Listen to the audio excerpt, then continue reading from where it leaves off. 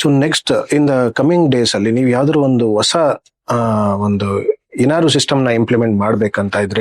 ನಾನು ಇವಾಗ ಹೇಳಿದೆ ನಿಮ್ಗೆ ಫಿನ್ಲ್ಯಾಂಡ್ ಎಜುಕೇಶನ್ ಸಿಸ್ಟಮ್ ಏನು, ಅದನ್ನ ಇಂಪ್ಲಿಮೆಂಟ್ ಮಾಡಕ್ಕೆ ನಾನು ಬಹಳ ಸಿದ್ಧತೆ ಮಾಡ್ಕೊಂತ ಇದ್ದೀನಿ. ಆ ರೀತಿ ಪ್ರಾಕ್ಟಿಕಲಿ ನಾಲೆಡ್ಜ್ ಜಾಸ್ತಿ ಆಗ್ಬೇಕು. ಆಮೇಲೆ ಎಂತ ಪ್ರಾಬ್ಲಮ್ ಬಂದ್ರು ಫೇಸ್ ಮಾಡಕ್ಕೆ ಮಗು ಮೆಂಟಲಿ ರೆಡಿ ಆಗಿರ್ಬೇಕು.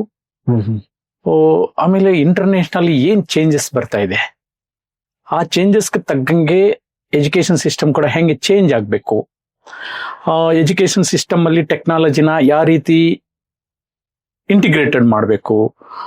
ಈಗ ಎಕ್ಸಾಂಪಲ್ ಹೇಳ್ಬೇಕಾದ್ರೆ ನಮ್ಮಲ್ಲಿ ಎಲ್ಲ ಕೂಡ ಇಂಟ್ರಾಕ್ಟಿವ್ ಪ್ಯಾನಲ್ಸ್ ಇದಾವೆ, ಮೀನ್ಸ್ ಸ್ಮಾರ್ಟ್ ಬೋರ್ಡ್. ಅದರಿಂದ ಹೆಂಗೆ ನಾವು ಇಂಟಿಗ್ರೇಟೆಡ್ ಮಾಡಬಹುದು. ಸೇಮ್ ಟಾಪಿಕ್ ನ ನಾವು ಡಿಜಿಟಲ್ ಆಗಿ ಹೆಂಗೆ ತೋರಿಸಿದ್ರೆ ಒನ್ಸ್ ಅಗೈನ್ ಯಾವ ರೀತಿ ಡೆಪ್ತ್ಗೆ ಅವರು ಅರ್ಥ ಮಾಡ್ಕೊಂತಾರೆ. ಈ ರೀತಿ ನಾನು ಬಹಳ ಚೇಂಜಸ್ ಆಲ್ರೆಡಿ ಮಾಡಿದೀವಿ, ನಡ್ಕೊಂಡು ಹೋಗ್ತಾ ಇದ್ದೀವಿ, ಮುಂದೆ ಕೂಡ ಮಾಡ್ಕೊಂಡು ಹೋಗ್ತೀವಿ. ಓಕೆ ಸರ್, ಈಗ ನಿಮ್ಮ ಒಂದು ಸಂಸ್ಥೆ ಬಗ್ಗೆ ನಾನು ಕೂಡ ಕೆಲವೊಂದು ಒಳ್ಳೆಯ ಒಪಿನಿಯನ್ಸ್ ಕೇಳಿದ್ದೀನಿ ಪೇರೆಂಟ್ಸ್ ಕಡೆಯಿಂದ. ಬಟ್ ಸ್ಟಿಲ್ ಎಲ್ಲೋ ಒಂದ್ ಕಡೆ ಈ ಪೇರೆಂಟ್ಸ್ ಕಡೆಯಿಂದ ಆಗಿರ್ಬೋದು, ಇಲ್ಲ ಬೇರೆಯವ್ರ ಕಡೆಯಿಂದ ಆಗಿರ್ಬೋದು, ಟೀಕೆ ಟಿಪ್ಪಣಿಗಳು ಬಂದಾಗ ಅದ್ರ ಬಗ್ಗೆ ನಿಮ್ಗೆ ಯಾವ? Good question sir, good question. ಈಗ ಸಾಮಾಜಿಕ ಜಾಲತಾಣ ಜಾಸ್ತಿ ಆಗಿದೆ. ಹೌದು. ಈಗ ಯಾವುದೋ ಒಂದು ನೆಗೆಟಿವ್ ಕಾಮೆಂಟ್ ಮಾಡೋದು, ಬ್ಯಾಡ್ ಕಾಮೆಂಟ್ ಮಾಡೋದು ಬಹಳ ಈಸಿ. ಎಲ್ಲೋ UP ಕೂತ್ಕೊಂಡು ನೆಗೆಟಿವ್ ಕಾಮೆಂಟ್ ಮಾಡ್ಬೋದು, ಅದಕ್ಕೇನು ದೊಡ್ಡ ಖರ್ಚಾಗಲ್ಲ. ಆಮೇಲೆ ನಿಮ್ಗೆ ಒಂದು 2 ರಿಯಲ್ ಇನ್ಸಿಡೆಂಟ್ ನಮ್ಮ ಸ್ಕೂಲಿಗೆ ರಿಲೇಟೆಡ್ ನಡೆದಿದ್ದನ್ನ ನಾನು ಈಗ ಹೇಳಕ್ ಇಷ್ಟಪಡ್ತೀನಿ. ಓಕೆ. ಒಂದು ಸ್ಟೂಡೆಂಟ್ 11th ಅಲ್ಲಿ ಜಾಯ್ನ್ ಆಗಿತ್ತು, ಇರ್ರೆಗ್ಯುಲರ್. ಓಕೆ. ಆಮೇಲೆ ಡಿಸಿಪ್ಲೈನ್ ಇಲ್ಲ.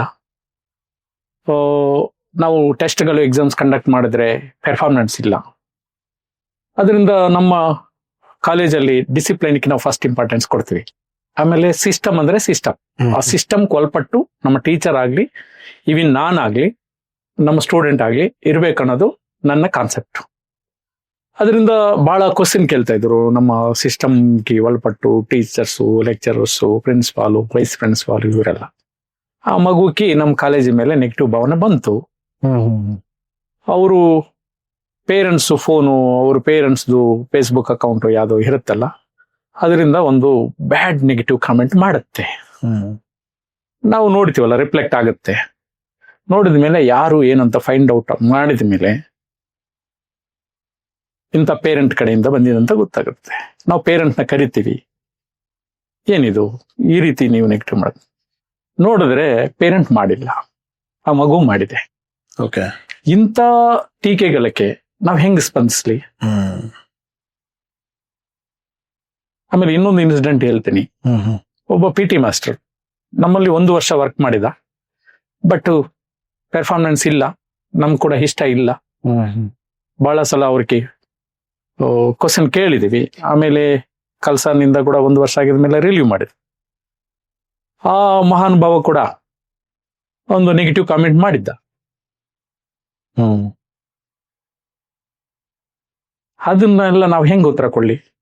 ಸೊ ಎಲ್ಲೋ ಅವ್ರ ಕಡೆಯಿಂದಾನೇ ಫಾಲ್ಟ್ ಇರುತ್ತೆ, ಬಟ್ ಅದನ್ನ ಎಲ್ಲಿ ಐಡೆಂಟಿಫೈ ಮಾಡಿದ್ಮೇಲೆ ಅವ್ರಿಗೆ ನಿಮ್ಮ ಒಂದು, ಯಾಕಂದ್ರೆ ಅವ್ರಿಗೆ ಏನ್ ಕೋಪ ಇರ್ತದಂದ್ರೆ, ಅವನೊಬ್ಬ ಕಲ್ಸ ಕಲ್ಲ ಇರ್ತಾನೆ, ಅದನ್ನ ನಾವು ಕ್ವಶನ್ ಮಾಡಿದ್ದೆ ತಪ್ಪು. ಹೌದು. ಕಲ್ಲನಕ್ಕೆ ಒಳ್ಳೆಯವರು ಯಾವತ್ತು ಕಲ್ಲನಾಗೆ ಕಾಣ್ತಾರೆ. ಆ ಕಾಮೆಂಟ್ಗೆಲ್ಲ ನಾನ್ ಯಾಕೆ ರೆಸ್ಪಾಂಡ್ ಆಗ್ಲಿ? ನಮ್ಮ ಸ್ಟೂಡೆಂಟ್ ಆಯ್ತು, ನಮ್ಮ ಪೇರೆಂಟ್ಸ್ ಆಯ್ತು, ನಮ್ಮ ಅಚೀವ್ಮೆಂಟ್ ಆಯ್ತು, ನಮ್ಮ ರಿಸಲ್ಟ್ ಆಯ್ತು. ಇದ್ರ ಬಗ್ಗೆ ನಾವು ಫೋಕಸ್ ಮಾಡ್ಬೇಕೆ ಹೊತ್ತು ಯಾರೋ ಒಂದು ಕಾಮೆಂಟ್ ಮಾಡಿದ ತಕ್ಷಣ ನಾವು ಎದುರ್ಕೊಳಂತ ಸಂದರ್ಭನೂ ಬರಲ್ಲ. ಆ ರೀತಿ ನೀವು ಹೇಳ್ಬೇಕಾದ್ರೆ, ಈಗ ನೀವ್ ಹೇಳಿ, ಈಗ ಟೆಕ್ನಾಲಜಿ ಜಾಸ್ತಿ ಆಗಿದೆ, ಸೋಷಿಯಲ್ ಮೀಡಿಯಾ ಕೂಡ ಬಹಳ ಸ್ಟ್ರಾಂಗ್ ಆಗಿದೆ. ಕರೆಕ್ಟ್. ಎಷ್ಟು ಆರ್ಗನೈಸೇಷನ್ಸು, ಎಷ್ಟು ಇನ್ಸ್ಟಿಟ್ಯೂಷನ್ಸು ಕೆಲವು ಆರ್ಗನೈಸೇಷನ್ಗೆ ಪೇ ಮಾಡ್ಬಿಟ್ಟು ಸಾಮಾಜಿಕ ಜಾಲತಾಣದಲ್ಲಿ ಪಾಸಿಟಿವ್ ರೇಟಿಂಗ್ಸ್ ತಗೊಂತಾ ಇಲ್ಲ. ಹೌದಾ ಅಲ್ವಾ? ತುಂಬಾ ಜನ ಮಾಡ್ತಾ ಇದಾರೆ ಇಲ್ವಾ? ಖಂಡಿತ ಮಾಡ್ತಾ ಇದ್ದಾರೆ. ಅಂತ ಸಂದರ್ಭದಲ್ಲಿ ಇದ್ರ ಬಗ್ಗೆ ನಾನು ತಲೆ ಕೆಡ್ಸ್ಕೊಳಲ್ಲ. Correct sir.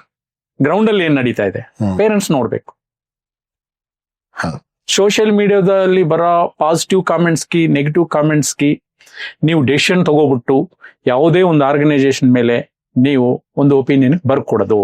ಗ್ರೌಂಡ್ ಲೆವೆಲ್ ಅಲ್ಲಿ ಏನ್ ನಡೀತಾ ಇದೆ, ಯಾವಾಗ ಪ್ರಾರಂಭ ಆಗಿದೆ, ಎಷ್ಟು ಸ್ಟೂಡೆಂಟ್ ಇದ್ದಾರೆ, ಎಷ್ಟು ಫೀಸ್ ತಗೊಂತಾ ಇದ್ದಾರೆ, ಫೀಸ್ ತగ్గಂಗೆ ಕ್ವಾಲಿಟಿ ಎಜುಕೇಶನ್ ಕೊಡ್ತಾ ಇದಾರಾ ಇಲ್ವಾ, ಅವರು ರಿಸಲ್ಟ್ ಏನು, ನಾವೇನಾದ್ರೂ ಪ್ರಾಬ್ಲಮ್ ಅಂತ ಆ ಇನ್ಸ್ಟಿಟ್ಯೂಷನ್ಗೆ ಹೋಗಿದ ಮೇಲೆ ಸರಿಯಾದ ರೀತಿಯಲ್ಲಿ ರೆಸ್ಪಾಂಡ್ ಆಗ್ತಾ ಇದಾರಾ ಇಲ್ವಾ, ಪ್ರಾಬ್ಲಮ್ ಸಾಲ್ವ್ ಮಾಡ್ತಾ ಇದಾರಾ ಇಲ್ವಾ, ಇದ್ರ ಮೇಲೆ ಪೇರೆಂಟ್ಸ್ ಒಪಿನಿಯನ್ ತಗೋಬೇಕೆ ಹೊತ್ತು ಸೋಷಿಯಲ್ ಮೀಡಿಯಾದಲ್ಲಿರೋ ಸ್ಟಾರ್ಸು ರ್ಯಾಂಕ್ಸು ಏನು ಹೇಳ್ತಾರಲ್ಲ ನೀವು ರೇಟಿಂಗ್ಸ್, ಇದ್ರ ಮೇಲೆ ಯಾರು ಕೂಡ ಒಪಿನಿಯನ್ ತಗೋಬೇಡ್ದು. Correct sir. ಯಾಕಂದ್ರೆ ದುಡ್ಡು ಕೊಟ್ಟು ಒಳ್ಳೆ ರೇಟಿಂಗ್ಸ್ ತಗೊಂತಾ ಇದ್ದಾರೆ. ಹೌದು. ಅದೇ ಬಿಸ್ನೆಸ್ ಇಲ್ಲ, ಎಷ್ಟು ಆರ್ಗನೈಸೇಷನ್ ಇಲ್ಲ, ಎಷ್ಟು ಜನ ನಮ್ಮ ಹತ್ರ ಬರ್ತಾರೆ, ಇವನ್ ಗೂಗಲ್ ಅವ್ರು ಬರ್ತಾರೆ ನಮ್ಮ ಹತ್ರಕ್ಕೆ, ನೀವು ಇಷ್ಟು ಪೇ ಮಾಡಿ ನಿಮ್ ರೇಟಿಂಗ್ಸ್ ಈ ರೀತಿ ತೋರಿಸ್ತೀವಿ, ಹುಡುಕಿದ ತಕ್ಷಣ ನಿಮ್ದೇ ಬರೋ ತರ ತೋರಿಸ್ತೀವಿ. ಅದ್ರ ಮೇಲೆ ನಂಬಿಕೆ ಇಲ್ಲ. Correct sir. ಅದೆಲ್ಲ ತಾತ್ಕಾಲಿಕ, ಟೆಂಪರವರಿ.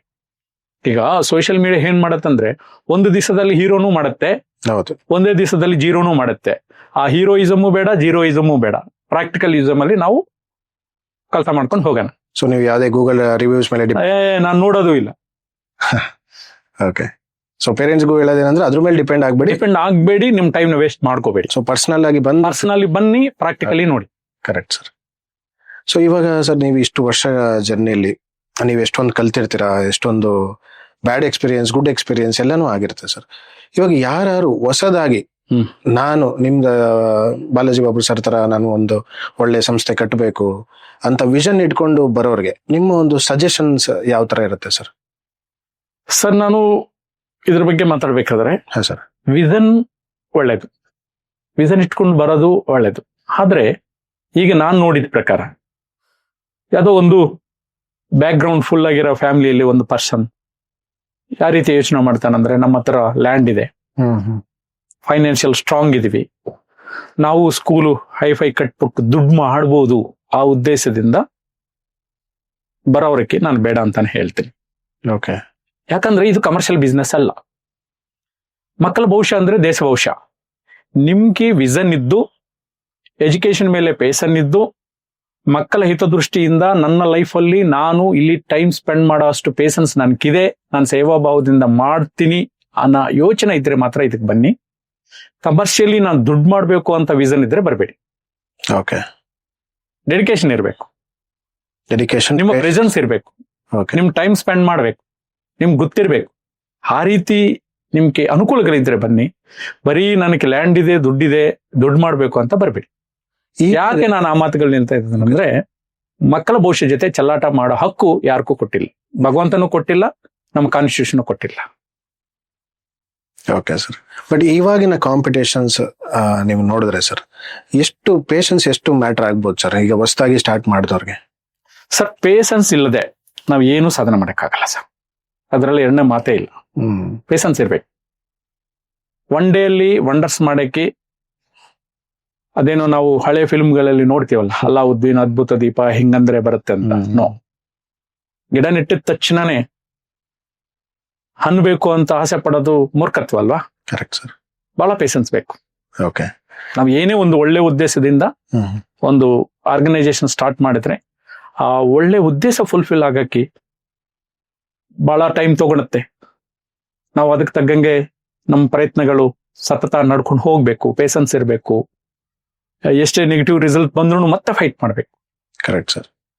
ಸೊ ಈಗ ನೀವು ಒಂದು ಎಜುಕೇಶನ್ ಇನ್ಸ್ಟಿಟ್ಯೂಟ್ ಓನರ್ ಆಗಿ ಪೇರೆಂಟ್ಸ್ಗೆ ಟಿಪ್ಸ್ ಕೊಡೋದಿದೆ, like how to choose school ಅಂತ, ಯಾವ ತರ ಸ್ಕೂಲ್ ನ ಚೂಸ್ ಮಾಡಬೇಕು, ಯಾವ ತರ ಫ್ಯಾಕ್ಟರ್ಸ್ ನ ನಾವು ಫಸ್ಟ್ ಕನ್ಸಿಡರ್ ಮಾಡಬೇಕು ಅಂತ ಇದ್ರೆ ಯಾವ ತರ ನೀವು ಪೇರೆಂಟ್ಸ್ಗೆ ಟಿಪ್ಸ್ ಕೊಡ್ತೀರಾ? ಸರ್ ನಾನು ಗಮನ ಈಗ 14 ವರ್ಷದಿಂದ ಗಮನ ಕೊಡ್ತಾ ಇದ್ದೀನಿ. ಪೇರೆಂಟ್ಸು ಅತಿವಾದ ಪ್ರೀತಿಯಿಂದ ಕೂಡ ಮಕ್ಕಳ ಭವಿಷ್ಯ ಹಾಳಾಗತ್ತೆ. ಈಗೇನಾಗತ್ತಂದ್ರೆ ಬಹಳ ಬಹಳ ಪ್ಯಾಂಪರ್ ಮಾಡ್ತಾರೆ ಮಕ್ಕಳನ್ನ, ಅದು ಕೂಡ ತಪ್ಪಾಗತ್ತೆ. ನಾನು ಪೇರೆಂಟ್ಸ್ಗೆ ಹೇಳಕ್ ಇಷ್ಟಪಡೋದೇನಂದ್ರೆ, ನಮ್ಮ ಅತಿವಾದ ಪ್ರೀತಿಯಿಂದ ಮಕ್ಕಳ ಭವಿಷ್ಯ ಹಾಳಾಗೋ ರೀತಿ ನಮ್ಮ ಪ್ರೀತಿನೇ ಕೊಡಬೇಡದು ಒಂದು. ಆಮೇಲೆ ಮನೆಯಲ್ಲಿ ಕೂಡ ಮಕ್ಕಳ ಮೇಲೆ ಕಾಳಜಿ ತೋರಿಸಲೇಬೇಕು. ಕೆಲವು ಪೇರೆಂಟ್ಸ್ ಏನಾಗಿದೆ ಅಂದ್ರೆ, ನಾವು ಸ್ಕೂಲಲ್ಲಿ ಸೇರಿಸ್ಬಿಟ್ಟಿದೀವಿ, ಫೀಸ್ ಕಟ್ಬಿಟ್ಟಿದೀವಿ, ಎಲ್ಲ ಜವಾಬ್ದಾರಿ ಅವ್ರದ್ದೇ, ಆ ರೀತಿ ಕೂಡ ವರ್ತನೆ ಮಾಡ್ತಾರೆ. ಅದು ಕೂಡ ತಪ್ಪು. ಮಕ್ಕಳನ್ನ ನೀವು ಮನೆಯಲ್ಲಿ ಯಾವ ರೀತಿ ಮಾನಿಟರಿಂಗ್ ಮಾಡ್ತೀರಿ, ಮನೆಯಲ್ಲಿ ವಾತಾವರಣ ಯಾವ ರೀತಿ ನೀವು ಕರೆಕ್ಟ್ ಆಗಿ ಮೇಂಟೈನ್ ಮಾಡ್ತೀರಿ, ಅದರ ಮೇಲೆ ಕೂಡ ಮಕ್ಕಳ ಭವಿಷ್ಯ ನಿರ್ಮಾಣ ಆಗತ್ತೆ. ಕೇವಲ ಸ್ಕೂಲು ಮೇಲೆ ತಲಾಕಿ ತಪ್ಪಾಗತ್ತೆ. Okay sir. ಆಯ್ತು, ನಾವು ಒಳ್ಳೆ ಎಜುಕೇಶನ್, ಒಳ್ಳೆ ಸಿಸ್ಟಮ್, ಒಳ್ಳೆ ಡಿಸಿಪ್ಲೈನ್ ನಾವು ಮನೆಯಲ್ಲಿ ಮೇಂಟೈನ್ ಮಾಡ್ತೀವಿ. ನೀವು ಮನೆಯಲ್ಲಿ ಕೇರೆ ಮಾಡದೆ ಆ ಮಗು ಏನ್ ಮಾಡ್ತೈತೆ, ಮನೆಯಲ್ಲಿ ಎಷ್ಟು ಗಂಟೆಗೆ ಎದ್ದೇಳ್ತೈತೆ, ಡಿಸಿಪ್ಲೈನ್ ಇದೆಯಾ, ಒಳ್ಳೆ ಲ್ಯಾಂಗ್ವೇಜ್ ಮಾತಾಡ್ತಾ ಇದೆಯಾ ಇಲ್ವಾ, ಅವೆಲ್ಲ ಕೂಡ ನೀವು ಗಮನ ಕೊಟ್ಟಿಲ್ಲ. ನನ್ಗಿರೋದು ಒಂದೇ ಮಗು, ನೀವೇನು ಕೇಳಬೇಡಿ, ಕ್ವಶನ್ ಕೇಳಬೇಡಿ, ಅವ್ರೇನು ಓದೋದು ಬೇಕಾಗಿಲ್ಲ, ಈ ರೀತಿ ಮಾತಾಡೋ ಪೇರೆಂಟ್ಸ್ ಕೂಡ ನಾನು ಕಂಡಿದ್ದೀನಿ. ಇದು ತಪ್ಪಾಗತ್ತೆ. ಓಕೆ. ಅದರಿಂದ ನೀವು ಕೇರ್ ತಗೊಳ್ಳಿ. ಆಮೇಲೆ ಸ್ಕೂಲಲ್ಲಿ ಸೇರಿಸಿದ ತಕ್ಷಣ ನಿಮ್ ಕೆಲಸ ಮುಗಿಯಲ್ಲ. ನೀವು ಕೂಡ ಸ್ಕೂಲ್ ಮೇಲೆ ಗಮನ ಕೊಡಬೇಕು. ಏನ್ ನಡೀತೈತೆ, ಏನಾದ್ರೂ ತೊಂದರೆಗಳಿದೆಯಾ ಸ್ಕೂಲಲ್ಲಿ, ಏನಾದ್ರೂ ತೊಂದರೆಗಳಿದ್ರೆ ಆವಾಗಲೇ ಬಂದು ನೀವು ಮಾತಾಡ್ಬೇಕು. 1 ವರ್ಷ ಆಗಿದ ಮೇಲೆ ಲಾಸ್ಟ್ ಅಲ್ಲಿ ಬಂದು ನೀವು ಅದು ಸರಿ ಇಲ್ಲ, ಇದು ಸರಿ ಇಲ್ಲ ಅಂತ ಹೇಳಿದ್ರೆ ಅದರಿಂದ ಪ್ರಯೋಜನ ಇಲ್ಲ. ನಾನು ಪೇರೆಂಟ್ಸ್ಗೆ ಏನ್ ಹೇಳೋದಂದ್ರೆ, ನೀವು ಒಂದು ಸ್ಕೂಲ್ನ ಚೂಸ್ ಮಾಡ್ಕೋಬೇಕಾದ್ರೆ ಅಲ್ಲಿ ಮ್ಯಾನೇಜ್ಮೆಂಟ್ ಏನು, ಯಾರು ರೆಸ್ಪಾನ್ಸಿಬಿಲಿಟಿ ಪರ್ಸನ್ಸ್ ಇದ್ದಾರೆ, ನಾವೇನಾದ್ರೂ ಸಮಸ್ಯೆ ಅಂತ ಹೋಗಿದ್ರೆ ಅಟ್ಲೀಸ್ಟ್ ಕೇಳಿಸ್ಕೊಳೋ ಪರ್ಸನ್ ಆದ್ರೂ ಈ ಸ್ಕೂಲಲ್ಲಿ ಸಿಗ್ತಾರ, ಪ್ರತಿಯೊಂದಕ್ಕೂ ಮ್ಯಾನೇಜ್ಮೆಂಟ್ ಅಂತ ಹೇಳ್ತಾರ, ಯಾವ ರೀತಿ ಡೆಡಿಕೇಟೆಡ್ ಸ್ಟಾಫ್ ಇದ್ದಾರೆ, ಇದನ್ನೆಲ್ಲ ಕೂಡ ನೋಡಿ ಸ್ಕೂಲ್ನ ಸೆಲೆಕ್ಟ್ ಮಾಡಬೇಕು. Okay sir. ಸರ್, ಈಗ PUC ಕಾಲೇಜ್ ಅಂತ ಬಂದಾಗ ನಿಮ್ಮ ಒಂದು PUC ಕಾಲೇಜ್ ಬೇರೆ PUC ಕಾಲೇಜ್ಗಳಿಗೆ ಕಂಪೇರ್ ಮಾಡಿದ್ರೆ ಯುನೀಕ್ ಅಂತ ಯಾವ್ದ್ರಲ್ಲಿ ಅನ್ಸುತ್ತೆ ಸರ್? ಸರ್, ಯುನಿಕ್ ಅಂದ್ರೆ ಫಸ್ಟ್ ಆಫ್ ಆಲ್ ನಮ್ಮ ಕಾಲೇಜಲ್ಲಿ ನಾನು ಸೆಲ್ ಫೋನ್ ಅಲೋ ಮಾಡೋದಿಲ್ಲ ಸರ್. ಆಮೇಲೆ ನಮ್ಮ ಕಾಲೇಜಲ್ಲಿ ಯೂನಿಫಾರ್ಮ್ ಇದೆ. ಓಕೆ. ನಮ್ಮ ಕಾಲೇಜಲ್ಲಿ ಮಗು ಏನಾದರೂ ಆಬ್ಸೆಂಟ್ ಆಗಿದ್ರೆ ಒಂದು ಮೆಸೇಜ್ ಹೋಗುತ್ತೆ ಪೇರೆಂಟ್ಸ್ಗೆ, ಒಂದು ಪರ್ಸನಲ್ ಕಾಲ್ ಹೋಗುತ್ತೆ. ಯಾಕೆ ನಾನು ಈ ಸಿಸ್ಟಮ್ನ ಮೇಂಟೈನ್ ಮಾಡಿದೆ? ನಾನು ನಿಮ್ಗೆ ಆವಾಗಲೇ ಹೇಳಿದೆ, ನಾನು ಒಂದು ವಿದ್ಯಾಸಂಸ್ಥೆ ಪ್ರಾರಂಭ ಮಾಡಬೇಕಾದ್ರೆ 15 ವರ್ಷ ಎಜುಕೇಶನ್ ಸಿಸ್ಟಮ್ ಮೇಲೆ ನಾನು ಸ್ಟಡಿ ಮಾಡಿದೆ ಅಂತ. ಆ ಸ್ಟಡಿ ಮಾಡ್ಬೇಕಾದ್ರೆ ನನ್ಗೆ ಗೊತ್ತಿದ್ದ ವಿಷಯ ಏನಂದ್ರೆ, ಬಹಳ ಸ್ಟೂಡೆಂಟ್ಸ್ ಯೂನಿಫಾರ್ಮ್ ಇರುತ್ತೆ, ID ಕಾರ್ಡ್ ಇರ್ತದೆ, ಶಾಪಿಂಗ್ ಮಾಲ್ ಅಲ್ಲಿ ಅಡ್ಡಾಡ್ತಾ ಇರ್ತಾರೆ, ಬಟ್ ಕಾಲೇಜಿ ವರ್ಕಿಂಗ್ ಇರುತ್ತೆ. ಅಂದ್ರೆ ಇದ್ರ ಅರ್ಥ ಏನು? ಮನೆಯಲ್ಲಿ ಕಾಲೇಜಿಗಂತ ಹೇಳಿ ಯೂನಿಫಾರ್ಮ್ ಅಲ್ಲಿ ಬಂದು ಕಾಲೇಜಿಗೆ ಹೋಗಲ್ಲ, ಬಟ್ ಶಾಪಿಂಗ್ ಮಾಲ್ ಇರ್ತಾನೆ, ಥಿಯೇಟರ್ ಇರ್ತಾನೆ, ಕಾಫಿ ಡೇ ಇರ್ತಾನೆ.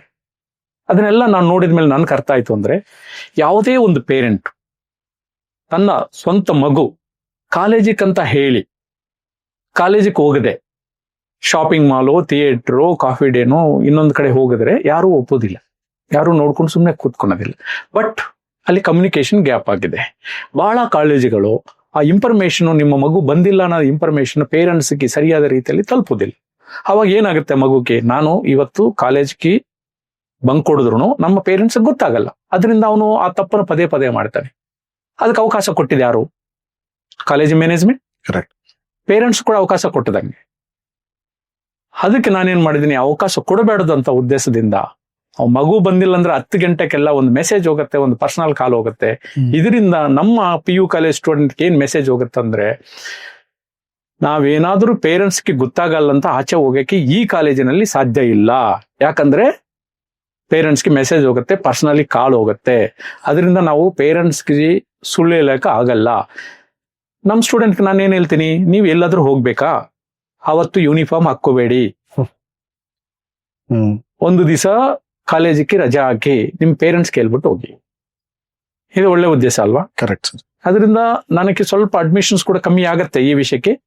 ಆದರೆ ನಾನು ನನ್ನ ವ್ಯಾಲ್ಯೂಸ್ ಎಥಿಕ್ಸ್ ಇಂದ ನಾನು ಸೈಡ್ಗೆ ಹೋಗಲ್ಲ. ಅದೇ ವಿಷಯವಾಗಿ ನಾನು ಕೇಳೋಣ ಅಂತ ಬಂದೆ ಸರ್. ಇಷ್ಟೊಂದು ಸ್ಟ್ರಿಕ್ಟ್ ಆಗಿ ನೀವು PUC ಕಾಲೇಜ್ ನಡೆಸುವಾಗ ಮಕ್ಕಳು ಫೀಡ್ಬ್ಯಾಕ್ ಯಾವ ತರ ಇರುತ್ತೆ? ಅದೇ ನಾನು ಹೇಳಿದೆಲ್ಲ, ಸ್ವಲ್ಪ ಅಡ್ಮಿಷನ್ ಕಮ್ಮಿ ಆಗುತ್ತೆ, ಆದ್ರೂ ಪರವಾಗಿಲ್ಲ. ನನ್ನ ಸಿಸ್ಟಮ್ ಇಂದ ಇವತ್ತಿಲ್ಲ ನಾಳೆ ನನ್ನ ಸಿಸ್ಟಮ್ ವ್ಯಾಲ್ಯೂ ಗೊತ್ತಾಗುತ್ತೆ ಜನರಿಗೆ. ಈಗ ಗೊತ್ತಾಗಿದೆ. Correct sir. ಆಯ್ತು, ನಾನು ಒಂದ್ ಮಾತು ಹೇಳ್ತೀನಿ, ನಾನು ಈ ಸಿಸ್ಟಮ್ ಮೇಂಟೈನ್ ಮಾಡಿಲ್ಲ ಅಂದ್ರೆ entire Karnataka second PU result 50% ಬರ್ಬೇಕಾದ್ರೆ ನಂದು ಹಿಂಗ 100% ಬಂತು ಹೋದ ವರ್ಷ. ಆಮೇಲೆ every year 95 above pass percentage ಹೆಂಗ್ ಬರುತ್ತೆ? Because of our good system. Correct sir. So ಇದೇ ಸಿಸ್ಟಮ್ ಎಲ್ಲಾ ಕಾಲೇಜಲ್ಲೂ ಕೂಡ ಇಂಪ್ಲಿಮೆಂಟ್ ಮಾಡಿದ್ರೆ ಎಲ್ಲ ಮಕ್ಳಿಗೂ ಉಪಯೋಗ ಆಗುತ್ತೆ. ಒಳ್ಳೇದಲ್ವಾ? Correct sir. ನಾನೇನ್ ಹೇಳ್ತಾ ಇದ್ದೀನಿ, ಪೇರೆಂಟ್ಸ್ಗೆ ಯಾಕೆ ಸುಳ್ಳು ಹೇಳ್ಬೇಕು? ಆ ಸುಳ್ಳು ಹೇಳಕ್ಕೆ ಅವಕಾಶ ಕೊಟ್ಟಿದ್ದು ನಮ್ದಲ್ಲ ತಪ್ಪು, ಮ್ಯಾನೇಜ್ಮೆಂಟ್ಗಲ್ದ ತಪ್ಪಲ್ವಾ? Correct sir. ಪೇರೆಂಟ್ಸ್ಗೆ ಗೊತ್ತಾಗತ್ತೆ ಕಾಲೇಜಿಗೆ ಬರ್ಲಿಲ್ಲ ಅಂತ ಒಂದು ಸಿಸ್ಟಮ್ ಸ್ಟ್ರಾಂಗ್ ಆಗಿ ಮೇಂಟೈನ್ ಮಾಡಿದ್ಮೇಲೆ ಅವ್ನು ಸುಳ್ಳೇ ಹೇಳಲ್ವಲ್ಲ? ಹೌದು ಸರ್. ಇವಾಗ ಸ್ಟೂಡೆಂಟ್ ಅಂತ ಬಂದಾಗ ಈಗ PUC ರಿಸಲ್ಟ್ಸ್ ಬರುತ್ತೆ, ಅವಾಗ ಅಲ್ಲಿ ಒಳ್ಳೆ ಮಾರ್ಕ್ಸ್ ತೆಗಿತಾರೆ, ಅಬೌವ್ 95, 98 ಆ ತರ ಮಾರ್ಕ್ಸ್ ಬಂದಿರೋರು ಇದ್ದಾರೆ, ನೆಕ್ಸ್ಟ್ ಬರೋರು ಕೂಡ ಇದ್ದಾರೆ ನಿಮ್ಮ ಕಾಲೇಜಲ್ಲಿ. ಅಂತ ಸ್ಟೂಡೆಂಟ್ಸ್ಗೆ ನಿಮ್ ಕಡೆಯಿಂದ ಯಾವ ತರ ಸಪೋರ್ಟ್ ಮತ್ತೆ ಮೋಟಿವೇಶನ್ ಸಿಗುತ್ತೆ? Good question. ಇನ್ನೊಂದು ಟೀಚರ್ಸ್ಗೂ ಕೂಡ ಸರ್, ಈಗ ಆ ಮಗುನ ಆ ತರ ತಯಾರು ಮಾಡಿರ್ತಾರೆ ಅಂದ್ರೆ ಟೀಚರ್ಸ್ ಪಾತ್ರ ಕೂಡ ಅಲ್ಲಿ ಜಾಸ್ತಿನೇ ಇರುತ್ತೆ. ಸೊ ಅವ್ರಿಗೂ ಕೂಡ ನಿಮ್ ಕಡೆಯಿಂದ ಯಾವ ತರ ಪ್ರೋತ್ಸಾಹ ಸಿಗುತ್ತೆ ಅಂತ? Good question sir. ನಾವು ಒಂದು ಇನ್ಸ್ಪೈರ್ ಸ್ಕಾಲರ್ಶಿಪ್ ಅಂತ ನಮ್ಮ ಟ್ರಸ್ಟ್ ಅಲ್ಲಿ ಒಂದು ಕ್ರಿಯೇಟ್ ಮಾಡಿದ್ವಿ. Inspire scholarship. Okay okay. ಇದ್ರ ಉದ್ದೇಶ ಏನಂದ್ರೆ ಟ್ಯಾಲೆಂಟ್ ಸ್ಟೂಡೆಂಟ್ ನ ಎನ್ಕರೇಜ್ ಮಾಡಬೇಕು, ಓಕೆ, ಅದರ್ ಸ್ಟೂಡೆಂಟ್ ಗೆ ಇನ್ಸ್ಪಿರೇಷನ್ ಬರಬೇಕು. ಇದಕ್ಕೆ ನಾವೇನ್ ಮಾಡ್ತೀವಿ ಅಂದ್ರೆ, ಯಾರು 10th ಅಲ್ಲಿ 90 ಅಬೌವ್ ಸ್ಕೋರ್ ಮಾಡ್ತಾರೆ, not only our school, any school, ಅವರಿಗೆ ಇನ್ಸ್ಪೈರ್ ಸ್ಕಾಲರ್ಶಿಪ್ ಅಲ್ಲಿ ಟೋಟಲ್ ಫೀಸ್ ವೇವ್ ಅಪ್ ಇರುತ್ತೆ. ನಮ್ಮ 11th ಗೆ ಅವ್ರ ಅಡ್ಮಿಷನ್ ಆಗಿರ್ಬೋದು, PUC ಗೆ ಅಡ್ಮಿಷನ್ ಆಗ್ತಾರಲ್ಲ, ಅವ್ರಿಗೆಲ್ಲ ಕೂಡ ಫೀಸ್ ನ ವೇವ್ ಅಪ್ ಮಾಡ್ತೀವಿ. ಸೊ ₹1 ತಗೊಳಲ್ಲ, ಬಟ್ ಯೂನಿಫಾರ್ಮ್, ಸ್ಟಡಿ ಮೆಟೀರಿಯಲ್ಸ್ ಅದಕ್ಕೆ ಚಾರ್ಜ್ ಮಾಡ್ತೀವಿ. ಟ್ಯೂಷನ್ ಫೀಸ್ ನ ವೇವ್ ಅಪ್ ಮಾಡ್ತೀವಿ. ಅದರಲ್ಲಿ ಕೂಡ ಏನ್ ಕಂಡೀಷನ್ ಅಂದ್ರೆ, ಮತ್ತೆ ಅವ್ನು ಫಸ್ಟ್ PU ಇರ್ಬೋದು, 11th ಇರ್ಬೋದು, ಮತ್ತೆ 90% ಬರ್ಬೇಕು. ಅವಾಗ ಸೆಕೆಂಡ್ PU ಕೂಡ ಫೀಸ್ ನ ವೇವ್ ಅಪ್ ಮಾಡ್ತೀವಿ. ಅಂದ್ರೆ ಯಾವುದೇ ಕಾರಣಕ್ಕೆ ಅವನ ಟ್ಯಾಲೆಂಟ್ ಕಮ್ಮಿ ಆಗ್ಬೇಡ. ಅಟ್ ದ ಸೇಮ್ ಟೈಮ್ ನೀವ್ ಹೇಳಿದಿರಿ ನಿಮ್ಮ ಟೀಚರ್ಸ್ಗೆ ನೀವೇನ್ ಎನ್ಕರೇಜ್ ಮಾಡ್ತೀರಿ ಅಂತ. ನಾವು ಬಿಗಿನಿಂದ ಕೂಡ ಬೇರೆ ಸ್ಕೂಲ್ಗೆ ಬೇರೆ ಇನ್ಸ್ಟಿಟ್ಯೂಷನ್ಗೆ ಡಿಫ್ರೆನ್ಸ್ ಏನು ಅಂತ ಹೇಳಿದ್ರೆ, ಈಗ ಇನ್ ಕೇಸ್ ಯಾವ್ದಾದ್ರು ಸಬ್ಜೆಕ್ಟ್ ಅಲ್ಲಿ ಒಂದು 10 ಸ್ಟೂಡೆಂಟ್ ಔಟ್ ಆಫ್ ಅವ್ರ ಸಬ್ಜೆಕ್ಟ್ ಅಲ್ಲಿ ತಿಂದಿದ್ದಾರೆ, ಅದಕ್ಕೆ ನಾವು ಅವ್ರಿಗೆ ಒಂದು ಹಾನರು ಮಾಡ್ತೀವಿ. ಈಚು ಔಟ್ ಆಫ್ ಔಟ್ಗೆ 5,000 ಅಮೌಂಟ್ ಕೊಡ್ತೀವಿ. ಈಗ ಲಾಸ್ಟ್ ಇಯರ್ ಒಂದು ಟೀಚರ್ 60,000 ತಗೊಂಡ, ಅಂದ್ರೆ 12 ಜನ ಔಟ್ ಆಫ್ ಔಟ್ ಬಂದಿದ್ದಾರೆ. 12 into 5,000 ಎಷ್ಟಾಯ್ತು? ಇಲ್ಲಿ ನಾನು ಕೂಡ ಮನಿ ನಾಟ್ ಎ ಮೇಟರ್, ಬಟ್ ಅವ್ರು ಮಾಡಿರೋ ಅಚೀವ್ಮೆಂಟ್ ಇಸ್ ಗ್ರೇಟ್. ಬಟ್ ಅವ್ರಿಗೆ ಯಾವ್ದೋ ಒಂದು ಮುಖಾಂತರ ನಾನು ರೆಕಗ್ನೈಸ್ ಮಾಡ್ಬೇಕಲ್ವಾ, ಅದಕ್ಕೆ ನಾವು ಮಾಡ್ತೇವೆ. ಈಗ ಸ್ಟೂಡೆಂಟ್ ಕಾಯ್ತು, ಟೀಚರ್ ಕಾಯ್ತು. ಆಮೇಲೆ ಇನ್ನೊಂದು ಕೂಡ ನಮ್ಮಲ್ಲಿ ಒಂದು ಸ್ಟ್ರಾಟಜಿ ಇದೆ. ಅದು ಏನಂದ್ರೆ, ಈಗ ಇನ್ ಕೇಸ್ 6 ಸಬ್ಜೆಕ್ಟ್ ಇರುತ್ತೆ 10th ಅಲ್ಲಿ. 6 ಸಬ್ಜೆಕ್ಟ್ 10th ಅಲ್ಲಿ ಇರ್ಬೇಕಾದ್ರೆ ಆಲ್ ಸಬ್ಜೆಕ್ಟ್ ಅಲ್ಲಿ ಔಟ್ ಆಫ್ ಔಟ್ 100 ಬಂದ್ರೆ, ಆ 6 subject ಟೀಚರ್ಸ್ಗೂ each ಸಬ್ಜೆಕ್ಟ್ಗೆ 1 lakh reward money ಕೊಡ್ತೀವಿ ಅಂತ ಅನೌನ್ಸ್ ಮಾಡಿದ್ವಿ. 1 lakh. ಅಂದ್ರೆ ಇದರಲ್ಲಿ ಕಂಡೀಷನ್ ಏನಂದ್ರೆ, 4 ಸಬ್ಜೆಕ್ಟ್ ಅಲ್ಲಿ 100 ತಗೊಂಡು 2 ಸಬ್ಜೆಕ್ಟ್ ಅಲ್ಲಿ 98 ತಗೊಂಡ್ರೆ ಇವ್ರಿಗೂ ಕೊಡಲ್ಲ. ನಾನು ಟಾರ್ಗೆಟ್ ಏನ್ ಕೊಟ್ಟಿದ್ದೀನಿ ನಮ್ಮ ಟೀಚರ್ಸ್ಗೆ, ಒಂದು ಸ್ಟೂಡೆಂಟ್ ಆಲ್ ಸಬ್ಜೆಕ್ಟ್ ಅಲ್ಲಿ ಔಟ್ ಆಫ್ ಔಟ್ ಬರ್ಬೇಕು. ಆವಾಗ 6 ಸಬ್ಜೆಕ್ಟ್ ಇದ್ರೆ 6 ಲಕ್ಷ, 5 ಸಬ್ಜೆಕ್ಟ್ ಇದ್ರೆ 5 ಲಕ್ಷ. ಅದು PUC ಇರ್ಬೋದು, 10th ಇರ್ಬೋದು, ಯಾವುದೇ ಇರ್ಬೋದು.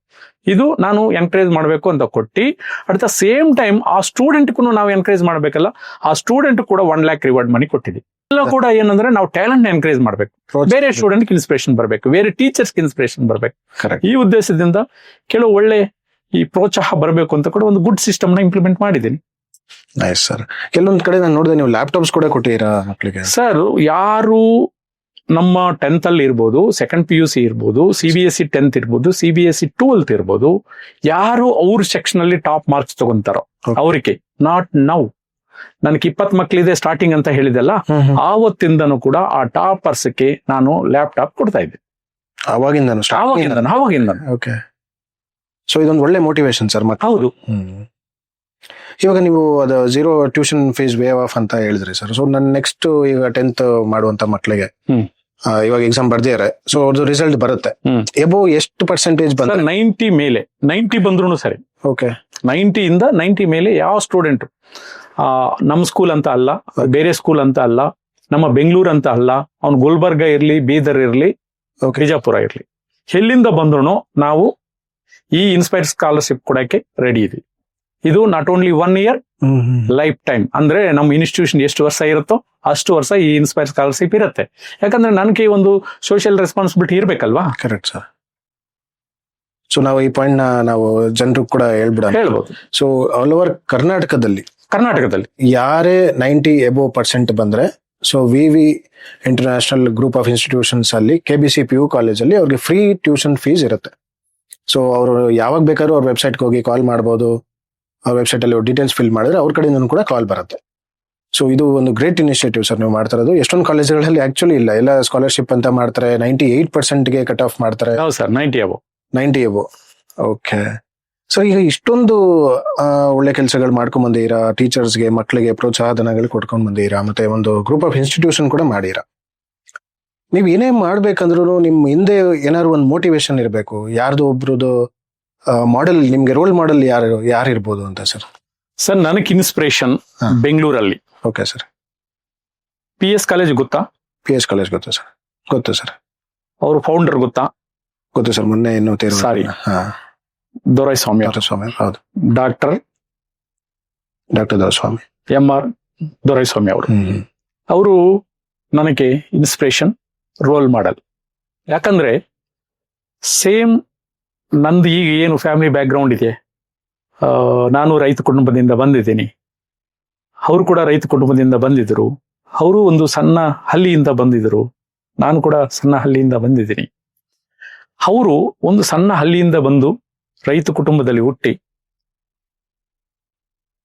ಇವತ್ತು PS ಕಾಲೇಜ್ ಅಂದ್ರೆ ಗೊತ್ತಿಲ್ಲದ ಕರ್ನಾಟಕ ಜನನೇ ಇಲ್ಲ. ಅವರು ಅಷ್ಟು ಹೆಸರುವಾಸಿ ಮಾಡಿದ್ದಾರೆ. PS ಯೂನಿವರ್ಸಿಟಿ ಮಾಡಿದ್ದಾರೆ, PS ಮೆಡಿಕಲ್ ಕಾಲೇಜ್ 2 ಮಾಡಿದ್ದಾರೆ. ಆಮೇಲೆ ನಿಮ್ಗೆ ಗೊತ್ತಿಲ್ವೋ, ಅವರು ಫಸ್ಟ್ ಟೈಮ್ ಇನ್ ಕರ್ನಾಟಕ ಬಹಳ ಗೌರ್ಮೆಂಟ್ ಸ್ಕೂಲ್ಸ್ನ ಅಡಾಪ್ಟ್ ತಗೊಂಡು ಕ್ಲೋಸ್ ಟುಗೆದರ್ ಸಹಾಯ ಮಾಡಿದ್ದಾರೆ. ಓಕೆ, ಅವರೇ ನನಗೆ ರೋಲ್ ಮಾಡಲ್ ಸರ್, ಅವರೇ ನನಗೆ ಇನ್ಸ್ಪಿರೇಷನ್. ಅವ್ರು ಸಾಧನೆ ಮಾಡಿದ್ದಾರೆ, ನಾನು ಯಾಕೆ ಮಾಡಬೇಡ್ದು ಅಂತ. ಅದೇ ರೀತಿ ಇನ್ನೊಂದು ಅದೃಷ್ಟ ಕೂಡ ನನಗೇನು ಅಂದ್ರೆ, ನಾನು ಬೆಂಗಳೂರಿಗೆ ಬಂದಿದ್ದು ಹೊಸದಲ್ಲಿ ಯಾವುದೋ ಒಂದು ಮೀಟಿಂಗ್ ಇತ್ತು PS ಆಡಿಟೋರಿಯಂ ಅಲ್ಲಿ. ಅಲ್ಲಿ ನಾನು ಫಸ್ಟ್ ಭಾಷಣ ಮಾಡಿದೆ. ಅವ್ರು ನೋಡಿ, ಅವ್ರಿಗೆ ನನಗೆ ಪರಿಚಯ ಇಲ್ಲ, ಬಟ್ ಅವ್ರಂತ ಯಾರಂತ ಗೊತ್ತು ನನಗೆ. ಅವ್ರನ್ನೇ ನಾನು ಇನ್ಸ್ಪಿರೇಷನ್ ಆಗಿ ತಗೊಂಡಿದ್ದೆ. ಅವರು ನನ್ನ ಉತ್ತಮವಾದ ಭಾಷಣನ ನೋಡ್ಬಿಟ್ಟು ನನ್ನ ಸ್ಟೇಜ್ ಮೇಲೆ ಮತ್ತೆ ಕರ್ಕೊಂಡು ನನ್ನ ಮೇಲೆ ಕೈ ಹಾಕೊಂಡು, ತುಂಬಾ ಚೆನ್ನಾಗಿ ಮಾತಾಡಿದ್ಯಾ, ಹಿಂಗೆ ಇರಬೇಕು ನೀನು ನಾಲೆಡ್ಜಿ ಅಂತ ನನಗೆ ಬ್ಲೆಸ್ ಮಾಡಿದ್ರು. ಇನ್ನೊಂದು ಅದೃಷ್ಟ ನನಗೇನು ಅಂದ್ರೆ, ನಮ್ಮ ಆನ್ಯುವಲ್ ಡೇಗೆ 2 ಸಲ ಚೀಫ್ ಗೆಸ್ಟ್ ಆಗಿ ಬಂದಿದ್ರು. ಓಕೆ, ಅದು ನನ್ನ ಅದೃಷ್ಟ ಅಂತಾನೆ ಭಾವಿಸ್ತೀನಿ ನಾನು. ಆಮೇಲೆ 10th ಆನಿವರ್ಸರಿ ಡೇ ಕೂಡ ಬರಲೇಬೇಕು ಅಂತ ನಾನು ಹಠ ಮಾಡಿ ನಾನು ಚೀಫ್ ಗೆಸ್ಟ್ ಆಗಿ ಕರ್ಸ್ಕೊಂಡೆ. ಅವರು ಕೂಡ ಬಹಳ ಸಂತೋಷ ಪಟ್ಟಿದ್ರು. ಓಕೆ, ಇಷ್ಟು ಶಾರ್ಟ್ ಪೀರಿಯಡ್ ಅಲ್ಲಿ ಇಷ್ಟು ಮಕ್ಕಳನ್ನ ನೀವು ಇಷ್ಟು ಔಟ್ಕಟ್ ಬೆಂಗಳೂರಲ್ಲಿ, ಆಮೇಲೆ ಆನ್ಯುವಲ್ ಡೇ ಕೂಡ ಇಷ್ಟು ಅದ್ದೂರಿಯಾಗಿ ಮಾಡಿದ್ರಂತ ಅವ್ರು ಕೂಡ ನನಗೆ ಕಾಂಪ್ಲಿಮೆಂಟು ಕೊಟ್ಟರು, ಎನ್ಕರೇಜು ಮಾಡಿದ್ರು. ಅದರಿಂದ ನನಗೆ ರೋಲ್ ಮಾಡಲ್ ಮಾದರಿ ಅಂದ್ರೆ ನಿಜವಾಗ್ಲೂ ಹೇಳ್ಬೇಕಾದ್ರೆ ಅವರು ಒಂದು ಸರಸ್ವತಿ ಸುಪುತ್ರ ಅಂತಾನೆ ಹೇಳ್ಬೋದು. ಅಷ್ಟು ಮಟ್ಟಕ್ಕೆ ಅವ್ರ ವಿದ್ಯಾಸಂಸ್ಥೆ ಬೆಳೆದಿದೆ. ನಾನು ಕೂಡ ಅವ್ರನ್ನ ಆದರ್ಶವಾಗಿ ತಗೊಂಡು, ಅವ್ರನ್ನ ರೋಲ್ ಮಾಡಲ್ ತಗೊಂಡು, ನಾನು ಕೂಡ ಸಮಾಜಕ್ಕೆ ಎಜುಕೇಶನ್ ಮುಖಾಂತರ ಒಳ್ಳೆ ಸರ್ವಿಸ್ ಮಾಡಬೇಕು ಅಂತ ಅನ್ಕೊಂತ ಇದ್ದೀನಿ. Nice sir. ನೀವು ಮಾತಾಡ್ಬೇಕಾದ್ರೆ ಅಬ್ಸರ್ವ್ ಮಾಡಿದ್ರೆ ಒಂದ್ ಸ್ವಲ್ಪ ಎಮೋಷನಲ್ ಆದ್ರಿ ನೀವು ಅವ್ರ ಬಗ್ಗೆ ಮಾತಾಡ್ಬೇಕಾದ್ರೆ. ಯಾಕಂದ್ರೆ ನನಗೆ ಸ್ವಲ್ಪ ಅಟ್ಯಾಚ್ಮೆಂಟ್ ಇತ್ತು ಸರ್ ಅವ್ರಿಗೆ. ಓಕೆ, ಆಮೇಲೆ ನಾನು 10th ಆನಿವರ್ಸರಿ ಕರಿಬೇಕಾದ್ರೂ ಅವ್ರನ್ನ ಹಲೋ ಮಾಡಕ್ಕೆ ಅವರು ಫ್ಯಾಮಿಲಿ ಮೆಂಬರ್ಸ್ ರೆಡಿ ಇರ್ಲಿಲ್ಲ. ಆದ್ರೆ ಒಂದು ನನ್ನ ಇನ್ಸ್ಪಿರೇಷನ್ ಆಗಿ ತಗೊಂಡು, ಒಂದು ಸಾಮಾನ್ಯ ಮನುಷ್ಯ ಇಷ್ಟು ಒಳ್ಳೆ ಎಜುಕೇಶನ್ ಇನ್ಸ್ಟಿಟ್ಯೂಷನ್ ರನ್ ಮಾಡ್ತಾ ಇದ್ದಾರೆ, ಅವರಿಗೆ ನನ್ನ ಬ್ಲೆಸ್ಸಿಂಗ್ ಬೇಕು, ನನ್ನ ಎನ್ಕರೇಜ್ ಬೇಕು ಅಂತ ಹೇಳಿ ಅವ್ರ ಫ್ಯಾಮಿಲಿ ಮೆಂಬರ್ಸು ಅಡ್ಡಿ ಮಾಡಿದ್ರು ನನ್ನ 10th ಆನಿವರ್ಸರಿಗೆ ಬಂದು ಸತತ 3 ಗಂಟೆ ಕಾಲ ನಮ್ಮ ಸಂಸ್ಥೆಯಲ್ಲಿ ಇದ್ದಿದ್ರು. ಅದರಿಂದ ಸ್ವಲ್ಪ ಎಮೋಷನ್ ಆಗುತ್ತೆ. ಯಾಕಂದ್ರೆ ಅವ್ರು ಇನ್ನ ಸರ್ವಿಸ್ ಮಾಡ್ಬೋದಾಯ್ತು. ನೀವು ನೋಡಿ, ಈ ಬೆಂಗಳೂರಲ್ಲಿ ಎಷ್ಟೋ ದುಡ್ಡು ಮಾಡಿರೋರು ಇದ್ದಾರೆ. ಒಂದು ಎಜುಕೇಶನಲ್ ಸಿಸ್ಟಮ್ ಅಲ್ಲಿ ಇದ್ದು, ಪ್ರೈವೇಟ್ ಎಜುಕೇಶನಲ್ ಇನ್ಸ್ಟಿಟ್ಯೂಷನ್ ಇಟ್ಕೊಂಡು ಸರ್ಕಾರಿ ಶಾಲೆಗಳಿಗೆ ಸಹಾಯ ಮಾಡೋರ್ನ ಯಾರನ್ನಾದ್ರೂ ನೋಡಿದ್ರ ನೀವು? ಹೌದು, ಆಲ್ಮೋಸ್ಟ್ ಆಲ್ ಅವರು ನನಗೆ ಗೊತ್ತಿನ ಮಟ್ಟಿಗೆ 100 ಗೌರ್ಮೆಂಟ್ ಸ್ಕೂಲ್ಸ್ ನ ಅಡಾಪ್ಟ್ ಮಾಡ್ಕೊಂಡಿದ್ದಾರೆ. 100 ಆಕ್ಚುಲಿ ಈ ವಿಷಯ ಎಷ್ಟೊಂದ್ ಜನಕ್ಕೆ ಗೊತ್ತಿಲ್ಲ ಸರ್, ಎಷ್ಟೊಂದ್ ಜನಕ್ಕೆ ಗೊತ್ತಿಲ್ಲ ಈ ವಿಷಯ. ಕ್ಲೋಸ್ ಟುಗೆದರ್ ಕೊಟ್ಟಿದ್ದಾರೆ. ಓಕೆ, ದುಡ್ಡು ಎಲ್ಲರ ಹತ್ರ ಇರ್ಬೋದು, ಆದ್ರೆ ಪ್ರೈವೇಟ್ ಎಜುಕೇಶನ್ ಇನ್ಸ್ಟಿಟ್ಯೂಷನ್ ಇಟ್ಕೊಂಡು ಗೌರ್ಮೆಂಟ್ ಸ್ಕೂಲ್ಸ್ಗೆ ಸಹಾಯ ಮಾಡೋರು, ಅಡಾಪ್ಟ್ ತಗೊಂಡು ಇಂಪ್ರೂವ್ ಮಾಡಿರೋರು ಯಾರಿದ್ದಾರೆ? ಕರೆಕ್ಟ್ ಸರ್, ತುಂಬಾ ಒಳ್ಳೆ ವ್ಯಕ್ತಿ ಅವರು ಆಗಿದ್ರು. ನಾನು ಹೇಳ್ಬೇಕಾದ್ರೆ ಕರ್ನಾಟಕ ರಾಜ್ಯದಲ್ಲಿ ಈ ಎಜುಕೇಶನಲ್ ಸೆಕ್ಟರ್ ಅಲ್ಲಿ ದೊರೈಸ್ವಾಮಿ ಅವರು ಲೆಜೆಂಡರಿ ಪರ್ಸನ್ ಅಂತ ಹೇಳಕ್ಕೆ ಇಷ್ಟಪಡ್ತೀನಿ sir. Nice sir, nice. So ನೀವು ಸರ್ ಬ್ಯಾಕ್ ಗ್ರೌಂಡ್ ಕೂಡ ಹೇಳಿದ್ರಿ, ನಿಮ್ ಬ್ಯಾಕ್ ಗ್ರೌಂಡ್ ಕೂಡ ಹೇಳಿದ್ರಿ. ನಿಮ್ಮ ಒಂದು ಫ್ಯಾಮಿಲಿ ಬ್ಯಾಕ್ ಗ್ರೌಂಡ್ ನಿಮಗೆ ಸಪೋರ್ಟ್ ಮಾಡಿಲ್ಲ ಅಂದ್ರೂ ಕೂಡ ನೀವು ದೊಡ್ಡ ದೊಡ್ಡ ಕನಸುಗಳನ್ನ ಕಂಡ್ರಿ, ಇದನ್ನ ದೊಡ್ಡ ಸಂಸ್ಥೆಯಾಗಿ ಮೂಡಿಸ್ಕೊಂಡ್ ಬಂದ್ರಿ. ಬಟ್ ಈಗಿನ ಜನರೇಷನ್ ಅಲ್ಲಿ ಕನಸು ಕಾಣುವಂತ ಶಕ್ತಿ ಎಲ್ಲೋ ಒಂದ್ ಕಡೆ ಕಡಿಮೆ ಆಗ್ತಾ ಇದೆ ಅಂತ ನಿಮ್ಗೆ ಅನಿಸ್ತಾ ಇದೆಯಾ ಸರ್? ಈಗಿನ ಜನರೇಷನ್ ಮಕ್ಕಳಿಗೆ ಅದಕ್ಕೆ ಕಾರಣಗಳು ಏನಿರ್ಬೋದು ಸರ್? ಈಗ ನಾನು ಪದೇ ನಮ್ಮ ಸ್ಕೂಲು ಓರಿಯೆಂಟೇಶನ್ ಪ್ರೋಗ್ರಾಮ್ ಇರ್ಬೋದು, ಆನ್ಯುವಲ್ ಡೇ ಅಲ್ಲೇ ಆಗಿರ್ಬೋದು, ನಾನು ಪದೇ ಪದೇ ಹೇಳ್ತಾ ಇದ್ದೀನಿ, ಖಡಕ್ ಆಗಿ ಕೂಡ ಮಾತಾಡ್ತಾ ಇದ್ದೀನಿ, ನನ್ನ ಒಪಿನಿಯನ್ಸ್ ನಾನು ಖಡಕ್ ಆಗಿ ಕೂಡ ಹೇಳ್ತಾ ಇದ್ದೀನಿ. ಈಗ ಏನಾಗ್ಬಿಟ್ಟಿದೆ ಅಂದ್ರೆ, ಒಂದು ಮನೆಯಲ್ಲಿ 4 ಜನ ಇದ್ದಾರೆ ಅಂದ್ರೆ 4 ಜನ 4 ಲೋಕದಲ್ಲಿ ಇದ್ದಾರೆ. ಸಮಾಜದ ಬಗ್ಗೆ ಯೋಚನೆ ಮಾಡೋ ಅಷ್ಟು ಟೈಮ್ ಯಾರಿಗೂ ಇಲ್ಲ. ಎಲ್ಲರೂ ಕೂಡ ಫೋನಲ್ಲಿ ಎಂಗೇಜ್ ಇರ್ತಾರೆ. ಆಮೇಲೆ ನಿಮ್ಗೆ ಗೊತ್ತಿಲ್ವೋ, ನಾನು ಒಂದು ಹೊಸ ಪ್ರಶ್ನೆ ಕೇಳ್ತೀನಿ. ಎಷ್ಟು ಜನ ಈಗ ಬೆಳಿಗ್ಗೆ ಎದ್ದೇಳಿದ ತಕ್ಷಣ ಸೂರ್ಯೋದಯ ನೋಡ್ತಾ ಇದ್ದಾರೆ? ಎದ್ದೇಳಿದ ತಕ್ಷಣ ಏನ್ ನೋಡ್ತಾರೆ? ನೋಟಿಫಿಕೇಶನ್ಸ್ ನೋಡ್ತಾರೆ, ಫೋನು ನೋಡ್ತಾರೆ. ಮಗನ್ನು ನೋಡಲ್ಲ, ಮಗಳನ್ನೂ ನೋಡಲ್ಲ. ಆ ಮಗ ಕೂಡ ಅಪ್ಪನ್ನು ನೋಡಲ್ಲ, ಅಮ್ಮನ್ನು ನೋಡಲ್ಲ. ಫೋನ್ ಇದ್ರೆ ಬೆಳಿಗ್ಗೆ ಎದ್ದೇಳಿದ ತಕ್ಷಣ ಏನ್ ನೋಟಿಫಿಕೇಶನ್ ಬಂತು. ಈ ರೀತಿ ಇವರು ವ್ಯಾಲ್ಯೂಬಲ್ ಟೈಮ್ ನ ಅದರಲ್ಲಿ ಹಾಲ್ ಮಾಡ್ಕೊಂತ ಇದ್ರೆ ಸಮಾಜದ ಬಗ್ಗೆ ಇವ್ರಿಗೆ ಏನ್ ಗೊತ್ತಿರ್ತದೆ? ಯಾರ ಇನ್ಸ್ಪಿರೇಷನ್ ಸ್ಟೋರಿ ಓದ್ತಾ ಇದ್ದಾರೆ ಇವರು? ನಾನು ಮೊನ್ನೆ ಕೂಡ ನಮ್ಮ ಸ್ಕೂಲ್ ಆನ್ಯುವಲ್ ಡೇ ಅಲ್ಲಿ ಹೇಳಿದ್ದೀನಿ ನೋಡಿ. ಈಗ ನಮ್ಮ ಲೆಟರ್ ಹೆಡ್ ಅಲ್ಲಿ ವಿವೇಕಾನಂದ ಸ್ವಾಮಿ ಇರ್ತಾರೆ, ಅವ್ರಿಲ್ಲ ಈಗ, ಬಟ್ ಅವ್ರ ಬಗ್ಗೆ ಮಾತಾಡ್ತಾ ಇದೀವಿ. ಯಾಕೆ?